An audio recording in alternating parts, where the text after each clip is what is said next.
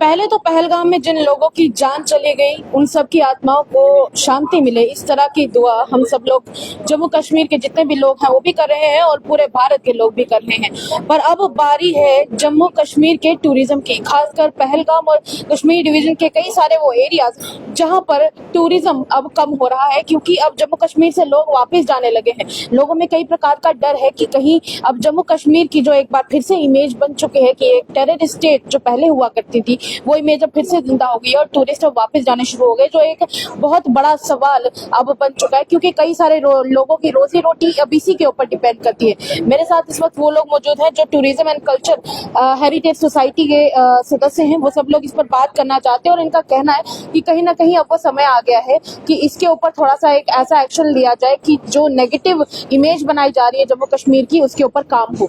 सबसे पहले सर, क्या नाम है आपका?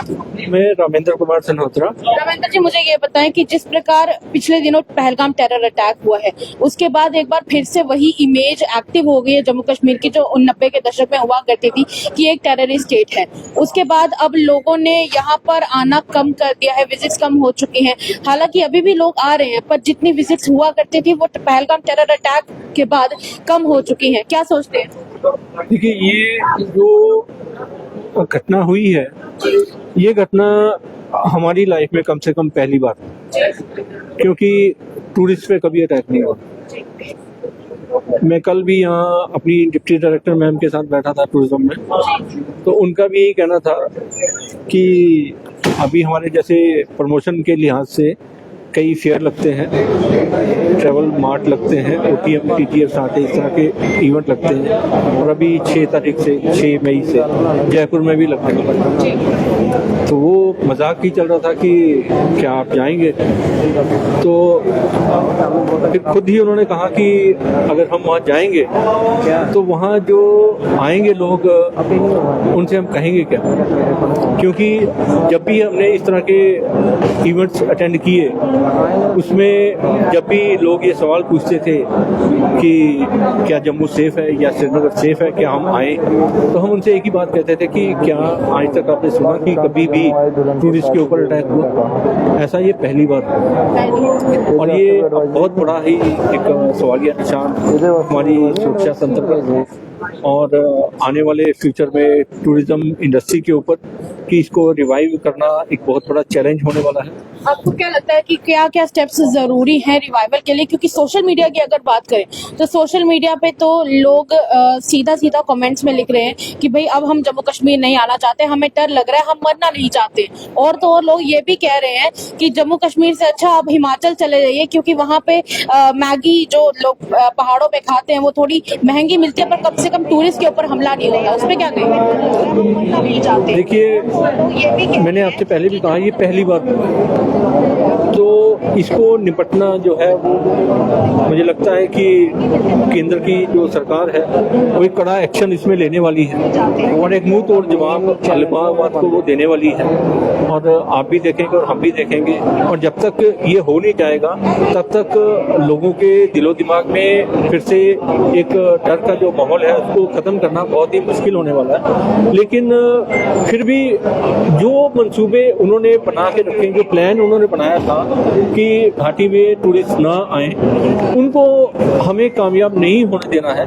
हमें एकजुट होकर के खड़े रहना है। और मैं ये अपील भी करूंगा कि सोशल मीडिया में जो ये देखिए, मौत तो कहीं पे भी हो सकती है, वो जरूरी नहीं है कि श्रीनगर में होगी या कहीं और होगी, ये तो ऊपर वाले जानता है।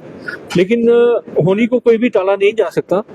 लेकिन फिर भी ये होनी एक सुरक्षा चूक की वजह से हुई, तो उसके लिए हम अपनी तरफ से LG प्रशासन हो, चाहे उमर अब्दुल्ला की सरकार हो, चाहे भाजपा की केंद्र की सरकार हो, हम अपने डायरेक्टरेट के थ्रू, क्योंकि हम डायरेक्टरेट से जुड़े हैं, तो हम डायरेक्टरेट के थ्रू एक अपील करेंगे कि कम से कम आने वाले समय में, क्योंकि अभी अमरनाथ यात्रा का भी समय आ रहा है, तो आने वाले समय में कम से कम टूरिस्टों की जो जिंदगी है वो सुरक्षित रहे, उनके साथ साथ वहाँ के जो लोग जो काम कर रहे हैं वो भी सुरक्षित रहें। ये सारी जिम्मेदारी जो है वो केंद्र सरकार की जो होम मिनिस्ट्री है उनकी है। आप एक युवा हैं, युवा होने के नाते क्या आप समझते हैं कि किस तरीके से रिवाइवल के ऊपर काम किया जा सकता है, क्योंकि सोशल मीडिया पर तो बहुत कुछ जम्मू कश्मीर को सुनने को मिल रहा है। बाकी ये जो बार बार बात कर रहे हैं हिंदू मुसलमान की, आपने सुना होगा कि जो है, मैं तो इस पे ही कहना चाहूँगा, ना हिंदू बुरा है ना मुसलमान बुरा है। आ जाए बुराई पे तो हर इंसान बुरा है।